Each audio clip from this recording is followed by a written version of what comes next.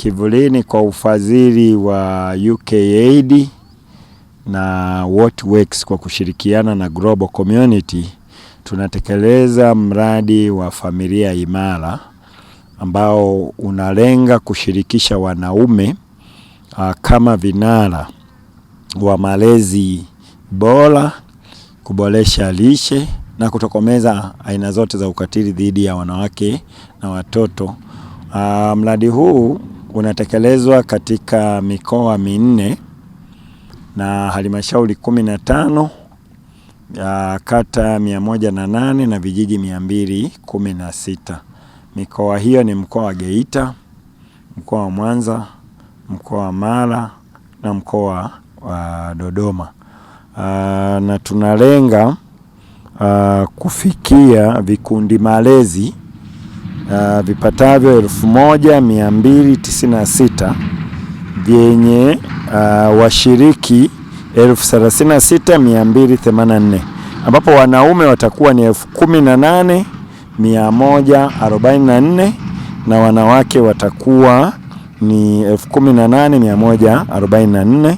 Tutafikia kaya 18,144 na tunalenga kufikia wanufaika wa moja kwa moja 54,864 na wanufaika wengine 321,000.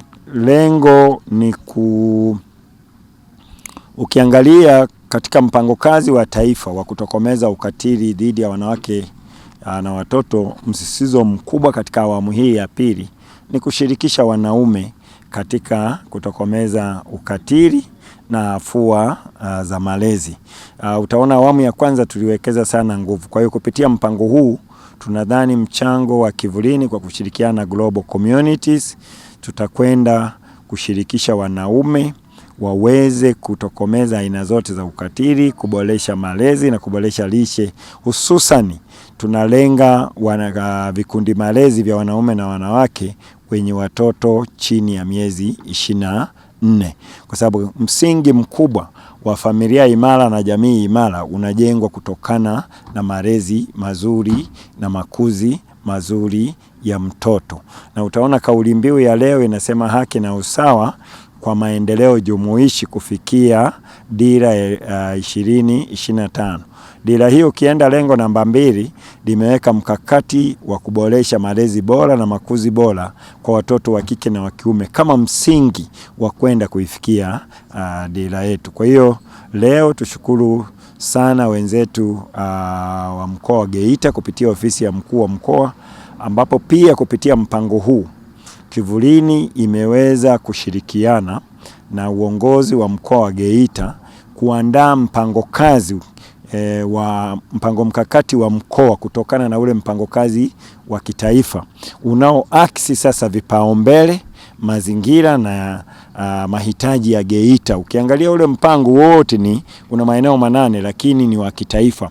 Lakini tulichokifanya kwa kushirikiana wenzetu, mpango uliozinduliwa leo umerudi kuangalia zaidi mazingira, mahitaji halisi na vipaumbele kwa mazingira ya Geita. Lakini pia tumeshirikiana na wenzetu wa mkoa wa Mwanza katika kutengeneza mpango kama huo. Tumeshirikiana na wenzetu wa mkoa wa Dodoma, nao tumeshirikiana nao kufanya mpango huo.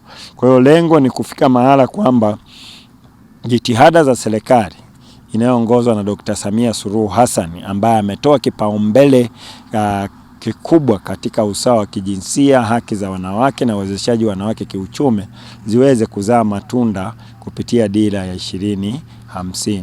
Na dira hiyo, matarajio na malengo yaliyomo hayawezi kufikiwa kama tutakuwa na kaya, kama tutakuwa na familia zenye ukatili, zenye malezi duni. Na pamoja na pongezi zote za kazi kubwa mliofanya, naomba mikoa mingine iige hichi mnachokifanya leo, na katibu mkuu ufuatilie basi ili tuweze kujua kina cha uzinduzi wa mipango hii katika mikoa mingine yote, na kisha tuipe ushirikiano kwa kuitambua na kuwatia moyo na kuwawezesha. Mkakati huu ni shirikishi na utawaleta pamoja wadau wote na wananchi katika kupambana kudhibiti vitendo vya ukatili kwenye jamii na kwenye makundi yake yote. na mule ndani sio ukatili tu. Tumeshasema ukatili bila kupambana na uchumi hatutauweza. Kipengele cha kwanza kwenye huo mkakati ni uimarishaji uchumi wa kaya. Fursa zote za uchumi wa kaya utaimarikaje kupitia mkakati huu wa kupambana kutokomeza ukatili wa kijinsia na kwa watoto? Utazikuta pale. Dira 2050 imesheheni fursa. Usibaki nyumbani, mtafute mwanamke ambaye ameshaianza safari, uambatane naye. Na nyinyi ambao mko safarini, washitueni wanawake walioko nyumbani, watoke waje wajiunge kwenye safari hiyo. Wanawake oye! Kwa hiyo lazima wanawake tujue kwamba hata kama wewe huendi kukopa hela kwenye hilo jukwaa, basi ujue wewe utapata faida nyingi sana kwa kuwa mshirika wa haya majukwaa ya uwezeshaji wanawake kiuchumi. Humo humo utajua na masuala mengine ya kupambana na ukatili wa kijinsia nini ufanye. Utaenda kuwaelimisha wengine.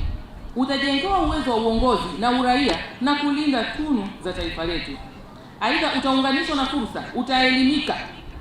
Kila uwezo utapewa na utakuwa muhimili imara wa uchumi wa familia yako na taifa kwa ujumla. Na baadaye utakuwa kiongozi mzuri wa kuweza kuwaongoza wengine.